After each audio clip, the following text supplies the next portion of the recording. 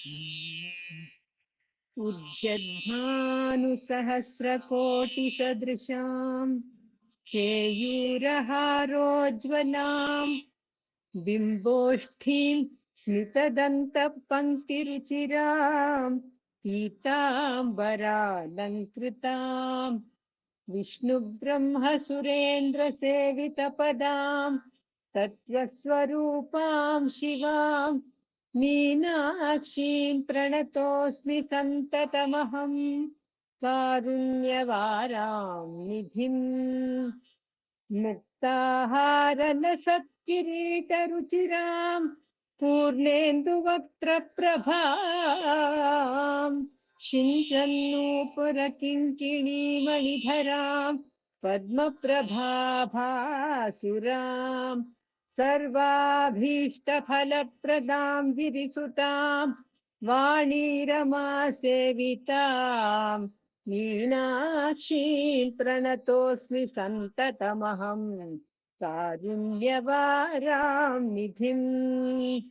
श्रीविद्यां शिववामभागनिलयां ह्रीङ्कारमन्त्रोज्ज्वलां श्रीचक्राङ्कितबिन्दुमध्यवसतीं श्रीमत्सभानायकीं श्रीमत्षण्मुखविघ्नराज जननीं श्रीमज्जगन्मोहिनीं मीनाक्षीं प्रणतोऽस्मि सन्ततमहं कारुण्यवारां निधिम् श्रीमत्सुन्दरनायिकां भयहरां ज्ञानप्रदां निर्मलां श्यामाभां कमलासनार्चितपदां नारायणस्यानुजां वीणावेणुमृदङ्गवाद्यरसिकां नानाविधाडम्बरां मीनाक्षीं प्रणतोऽस्मि सन्ततमहं